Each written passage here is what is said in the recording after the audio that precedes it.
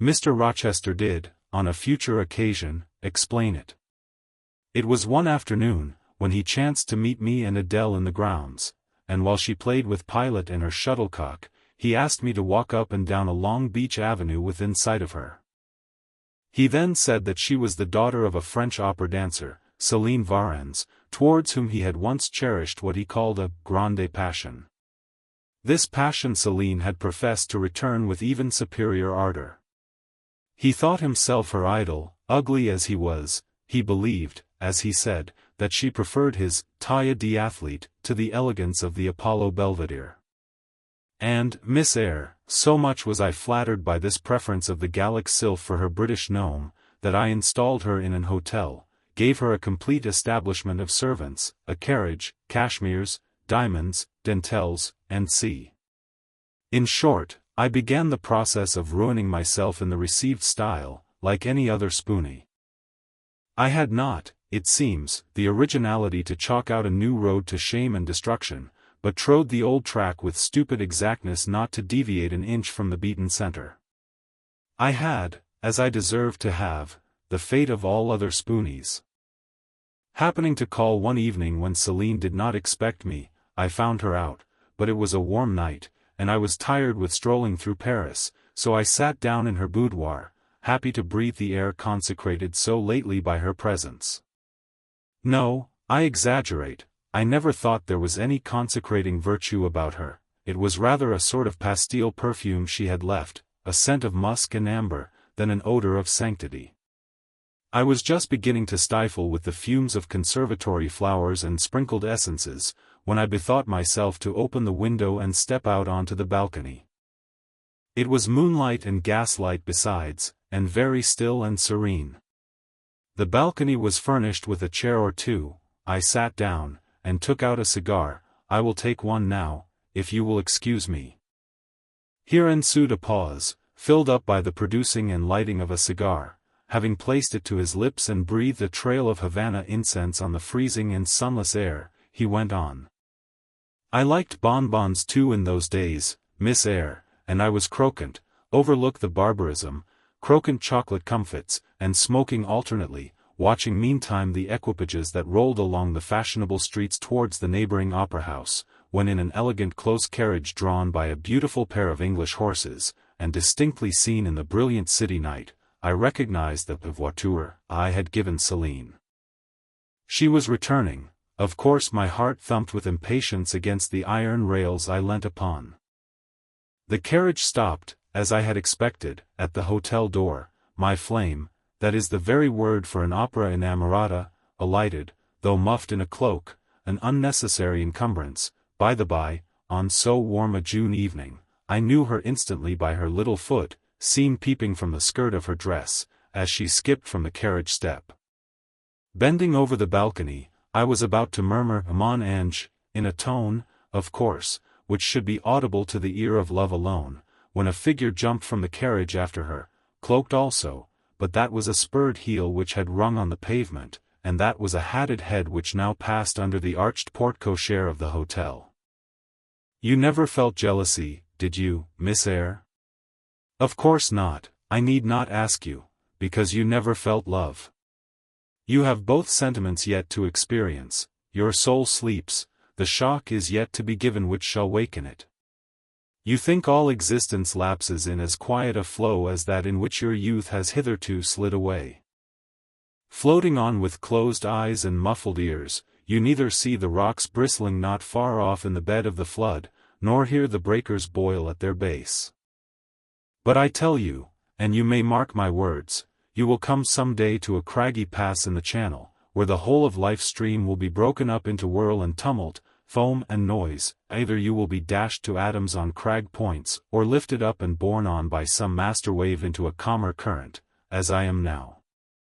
I like this day, I like that sky of steel, I like the sternness and stillness of the world under this frost.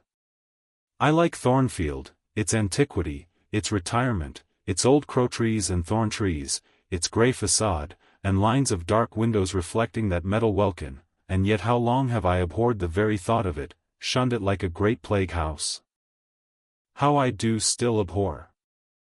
He ground his teeth and was silent. He arrested his step and struck his boot against the hard ground. Some hated thought seemed to have him in its grip, and to hold him so tightly that he could not advance.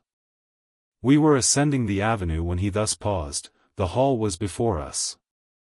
Lifting his eye to its battlements, he cast over them a glare such as I never saw before or since. Pain, shame, ire, impatience, disgust, detestation, seemed momentarily to hold a quivering conflict in the large pupil dilating under his ebon eyebrow. Wild was the wrestle which should be paramount, but another feeling rose and triumphed, something hard and cynical, self-willed and resolute. It settled his passion and petrified his countenance. He went on. During the moment I was silent, Miss Eyre, I was arranging a point with my destiny. She stood there, by that beech trunk, a hag like one of those who appeared to Macbeth on the heath of Forez. "You like Thornfield?" she said, lifting her finger, and then she wrote in the air a memento, which ran in lurid hieroglyphics all along the house front, between the upper and lower row of windows. "Like it if you can. Like it if you dare." "I will like it," said I dare like it, and, he subjoined moodily, "I will keep my word, I will break obstacles to happiness, to goodness, yes, goodness. I wish to be a better man than I have been, than I am, as Job's Leviathan broke the spear, the dart, and the habergeon, hindrances which others count as iron and brass, I will esteem but straw and rotten wood." Adele here ran before him with her shuttlecock. "Away," he cried harshly, "keep at a distance, child, or go into Sophie." Continuing then to pursue his walk in silence, I ventured to recall him to the point whence he had abruptly diverged. "Did you leave the balcony, sir?" I asked, when Lee Varens entered. I almost expected a rebuff for this hardly well-timed question, but, on the contrary, waking out of his scowling abstraction, he turned his eyes towards me, and the shade seemed to clear off his brow. "Oh, I had forgotten Céline. Well, to resume. When I saw my charmer thus come in accompanied by a cavalier, I seemed to hear a hiss, and the green snake of jealousy, rising on undulating coils from the moonlit balcony, glided within my waistcoat, and ate its way in 2 minutes to my heart's core. "Strange," he exclaimed, suddenly starting again from the point. "Strange that I should choose you for the confidant of all this, young lady, passing strange that you should listen to me quietly, as if it were the most usual thing in the world for a man like me to tell stories of his opera mistresses to a quaint, inexperienced girl like you. But the last singularity explains the first, as I intimated once before, you, with your gravity, considerateness, and caution were made to be the recipient of secrets. Besides, I know what sort of a mind I have placed in communication with my own. I know it is one not liable to take infection. It is a peculiar mind, it is a unique one. Happily I do not mean to harm it, but, if I did, it would not take harm from me. The more you and I converse, the better, for while I cannot blight you, you may refresh me." After this digression he proceeded. I remained in the balcony. They will come to her boudoir, no doubt, thought I, let me prepare an ambush. So putting my hand in through the open window, I drew the curtain over it, leaving only an opening through which I could take observations. Then I closed the casement, all but a chink just wide enough to furnish an outlet to lovers' whispered vows.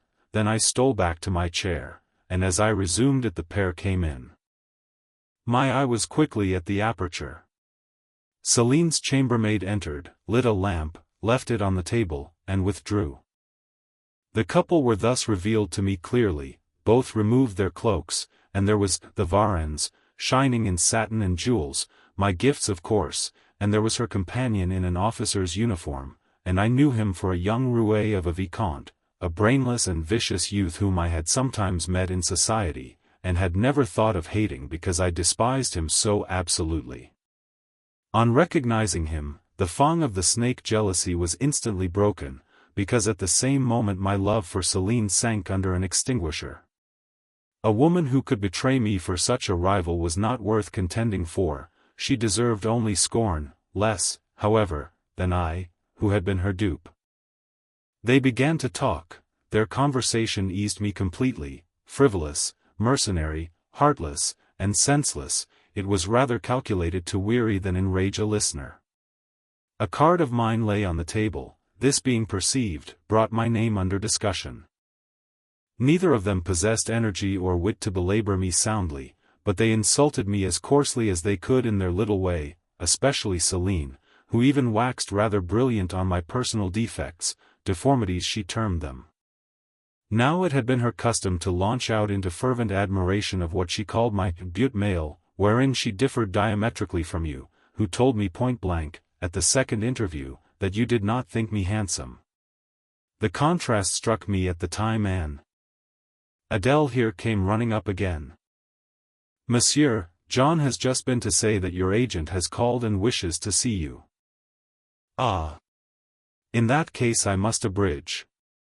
Opening the window, I walked in upon them, liberated Celine from my protection, gave her notice to vacate her hotel, offered her a purse for immediate exigencies, disregarded screams, hysterics, prayers, protestations, convulsions, made an appointment with the Vicomte for a meeting at the Bois de Boulogne. Next morning I had the pleasure of encountering him, left a bullet in one of his poor etiolated arms, feeble as the wing of a chicken in the pip, and then thought I had done with the whole crew.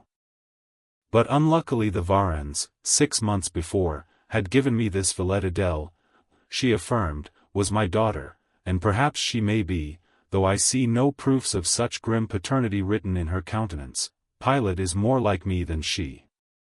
Some years after I had broken with the mother, she abandoned her child, and ran away to Italy with a musician or singer. I acknowledged no natural claim on Adele's part to be supported by me, nor do I now acknowledge any, for I am not her father, but hearing that she was quite destitute, I took the poor thing out of the slime and mud of Paris, and transplanted it here, to grow up clean in the wholesome soil of an English country garden. Mrs. Fairfax found you to train it, but now you know that it is the illegitimate offspring of a French opera girl, you will perhaps think differently of your post and protégé. You will be coming to me some day with notice that you have found another place, that you beg me to look out for a new governess, and No, Adele is not answerable for either her mother's faults or yours. I have a regard for her, and now that I know she is, in a sense, parentless, forsaken by her mother and disowned by you, sir, I shall cling closer to her than before. How could I possibly prefer the spoilt pet of a wealthy family, who would hate her governess as a nuisance, to a lonely little orphan, who leans towards her as a friend? Oh, that is the light in which you view it. Well, I must go in now, and you too, it darkens. But I stayed out a few minutes longer with Adele and Pilot, ran a race with her, and played a game of battledore and shuttlecock. When we went in, and I had removed her bonnet and coat, I took her on my knee, kept her there an hour, allowing her to prattle as she liked, not rebuking even some little freedoms and trivialities into which she was apt to stray when much noticed, and which betrayed in her a superficiality of character, inherited probably from her mother, hardly congenial to an English mind. Still she had her merits, and I was disposed to appreciate all that was good in her to the utmost. I sought in her countenance and features a likeness to Mr. Rochester, but found none, no trait, no turn of expression announced relationship. It was a pity. If she could but have been proved to resemble him, he would have thought more of her.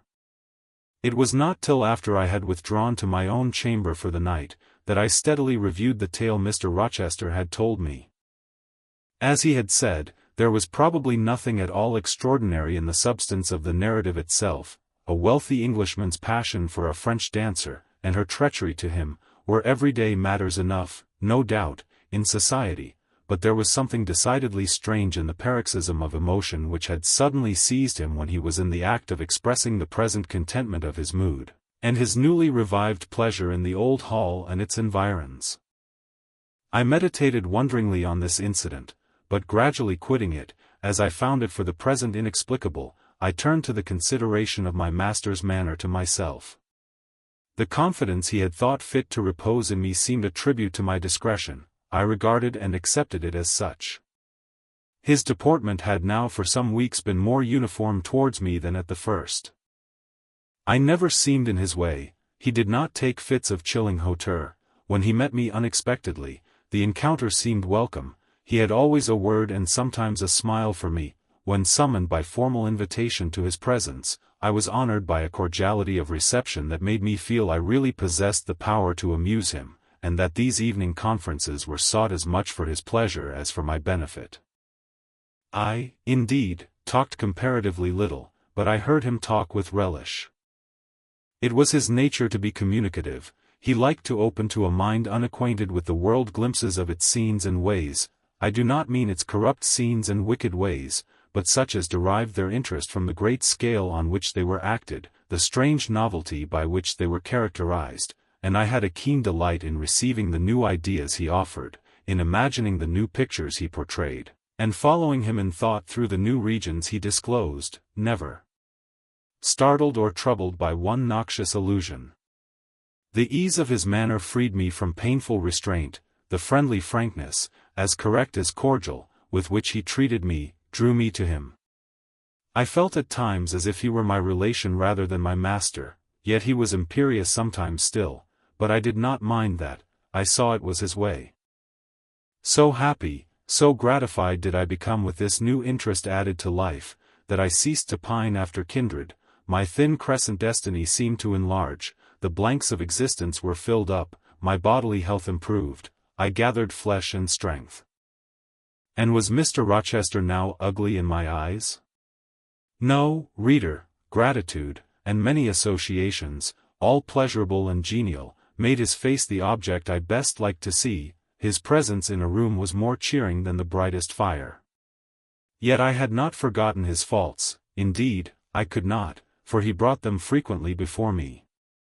He was proud, sardonic, harsh to inferiority of every description. In my secret soul I knew that his great kindness to me was balanced by unjust severity to many others. He was moody, too, unaccountably so. I more than once, when sent for to read to him, found him sitting in his library alone, with his head bent on his folded arms, and, when he looked up, a morose, almost a malignant, scowl blackened his features. But I believed that his moodiness, his harshness, and his former faults of morality, I say former, for now he seemed corrected of them, had their source in some cruel cross of fate. I believed he was naturally a man of better tendencies, higher principles, and purer tastes than such as circumstances had developed, education instilled, or destiny encouraged. I thought there were excellent materials in him, though for the present they hung together somewhat spoiled and tangled. I cannot deny that I grieved for his grief, whatever that was, and would have given much to assuage it. Though I had now extinguished my candle and was laid down in bed, I could not sleep for thinking of his look when he paused in the avenue, and told how his destiny had risen up before him, and dared him to be happy at Thornfield. Why not? I asked myself. What alienates him from the house? Will he leave it again soon? Mrs. Fairfax said he seldom stayed here longer than a fortnight at a time, and he has now been resident 8 weeks. If he does go, the change will be doleful. Suppose he should be absent spring, summer, and autumn, how joyless sunshine and fine days will seem. I hardly know whether I had slept or not after this musing. At any rate, I started wide awake on hearing a vague murmur, peculiar and lugubrious, which sounded, I thought, just above me. I wished I had kept my candle burning. The night was drearily dark, my spirits were depressed. I rose and sat up in bed, listening. The sound was hushed. I tried again to sleep, but my heart beat anxiously, my inward tranquillity was broken. The clock, far down in the hall, struck 2. Just then it seemed my chamber door was touched, as if fingers had swept the panels and groping away along the dark gallery outside. I said, "Who is there?" Nothing answered. I was chilled with fear. All at once I remembered that it might be Pilot, who, when the kitchen door chanced to be left open, not unfrequently found his way up to the threshold of Mr. Rochester's chamber. I had seen him lying there myself in the mornings. The idea calmed me somewhat. I lay down. Silence composes the nerves, and as an unbroken hush now reigned again through the whole house, I began to feel the return of slumber. But it was not fated that I should sleep that night. A dream had scarcely approached my ear, when it fled affrighted, scared by a marrow-freezing incident enough. This was a demoniac laugh, low, suppressed, and deep, uttered, as it seemed, at the very keyhole of my chamber door. The head of my bed was near the door, and I thought at first the goblin laugher stood at my bedside, or rather, crouched by my pillow, but I rose, looked round, and could see nothing, while, as I still gazed, the unnatural sound was reiterated, and I knew it came from behind the panels. My first impulse was to rise and fasten the bolt, my next, again to cry out, "Who is there?" Something gurgled and moaned. Ere long, steps retreated up the gallery towards the third-story staircase. A door had lately been made to shut in that staircase. I heard it open and close, and all was still. Was that Grace Poole? And is she possessed with a devil? Thought I. Impossible now to remain longer by myself. I must go to Mrs. Fairfax. I hurried on my frock and a shawl. I withdrew the bolt and opened the door with a trembling hand. There was a candle burning just outside, and on the matting in the gallery. I was surprised at this circumstance, but still more was I amazed to perceive the air quite dim, as if filled with smoke, and, while looking to the right hand and left, to find whence these blue wreaths issued, I became further aware of a strong smell of burning. Something creaked. It was a door ajar, and that door was Mr. Rochester's, and the smoke rushed in a cloud from thence. I thought no more of Mrs. Fairfax, I thought no more of Grace Poole, or the laugh. In an instant, I was within the chamber. Tongues of flame darted round the bed, the curtains were on fire.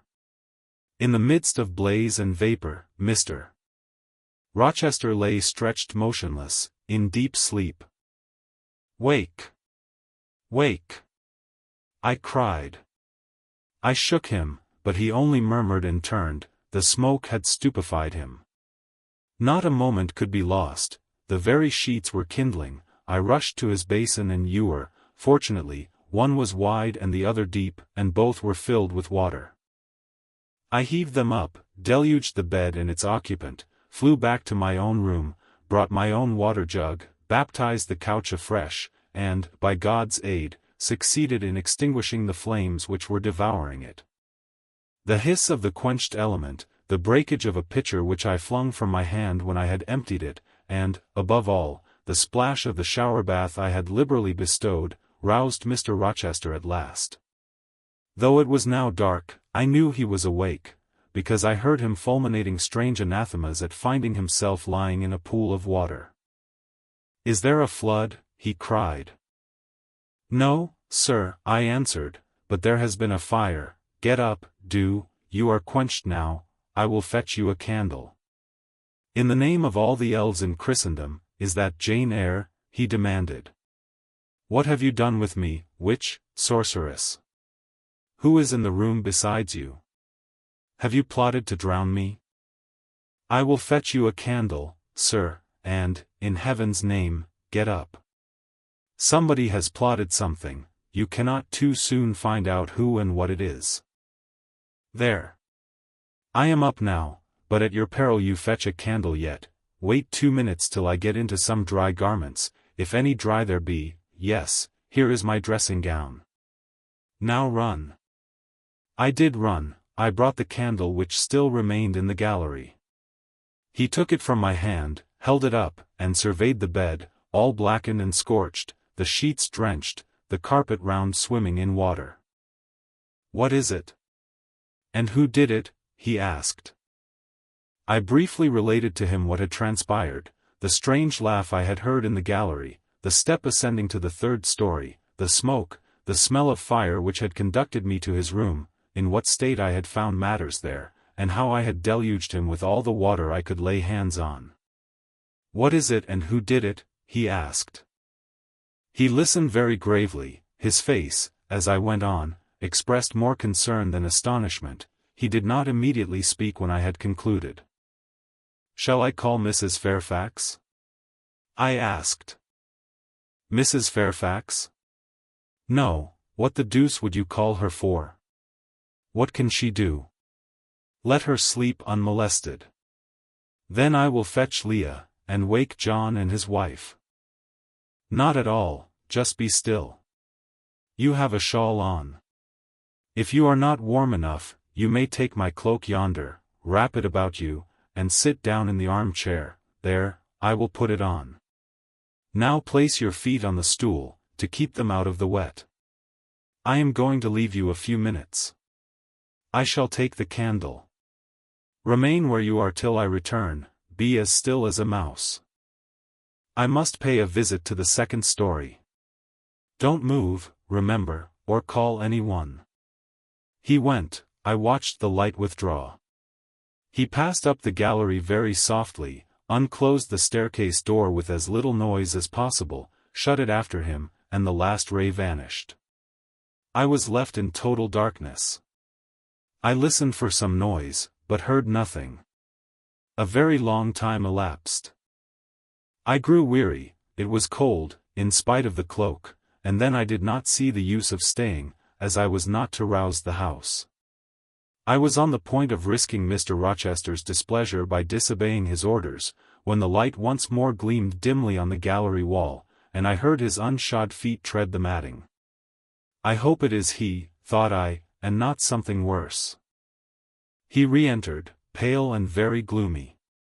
"I have found it all out," said he, setting his candle down on the washstand. "It is as I thought." "How, sir?" He made no reply, but stood with his arms folded, looking on the ground. At the end of a few minutes he inquired in rather a peculiar tone. "I forget whether you said you saw anything when you opened your chamber door." "No, sir, only the candlestick on the ground." "But you heard an odd laugh?" "You have heard that laugh before, I should think, or something like it." "Yes, sir, there is a woman who sews here, called Grace Poole, she laughs in that way. She is a singular person." "Just so. Grace Poole, you have guessed it. She is, as you say, singular, very. Well, I shall reflect on the subject. Meantime, I am glad that you are the only person, besides myself, acquainted with the precise details of tonight's incident. You are no talking fool, say nothing about it. I will account for this state of affairs, pointing to the bed, and now return to your own room. I shall do very well on the sofa in the library for the rest of the night. It is near 4, in 2 hours the servants will be up." "Good night, then, sir," said I, departing. He seemed surprised, very inconsistently so, as he had just told me to go. "What," he exclaimed, "are you quitting me already, and in that way?" "You said I might go, sir. But not without taking leave, not without a word or two of acknowledgment and goodwill, not, in short, in that brief, dry fashion. Why, you have saved my life, snatched me from a horrible and excruciating death. And you walk past me as if we were mutual strangers. At least shake hands." He held out his hand, I gave him mine, he took it first in one, then in both his own. "You have saved my life, I have a pleasure in owing you so immense a debt. I cannot say more. Nothing else that has been would have been tolerable to me in the character of creditor for such an obligation, but you, it is different, I feel your benefits no burden, Jane." He paused, gazed at me, words almost visible trembled on his lips, but his voice was checked. "Good night again, sir. There is no debt, benefit, burden, obligation, in the case. I knew," he continued, "you would do me good in some way, at some time. I saw it in your eyes when I first beheld you, their expression and smile did not," again he stopped, "did not," he proceeded hastily, "strike delight to my very inmost heart so for nothing. People talk of natural sympathies, I have heard of good genii, there are grains of truth in the wildest fable. My cherished preserver, good night. Strange energy was in his voice, strange fire in his look. I am glad I happened to be awake, I said, and then I was going. What? You will go? I am cold, sir. Cold? Yes, and standing in a pool. Go, then, Jane, go. But he still retained my hand, and I could not free it. I bethought myself of an expedient. I think I hear Mrs. Fairfax move, sir, said I. Well, leave me. He relaxed his fingers, and I was gone.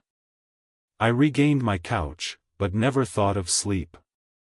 Till morning dawned I was tossed on a buoyant but unquiet sea, where billows of trouble rolled under surges of joy. I thought sometimes I saw beyond its wild waters a shore, sweet as the hills of Beulah, and now and then a freshening gale, wakened by hope, bore my spirit triumphantly towards the bourne, but I could not reach it, even in fancy. A counteracting breeze blew off land, and continually drove me back. Sense would resist delirium, judgment would warn passion. Too feverish to rest, I rose as soon as day dawned.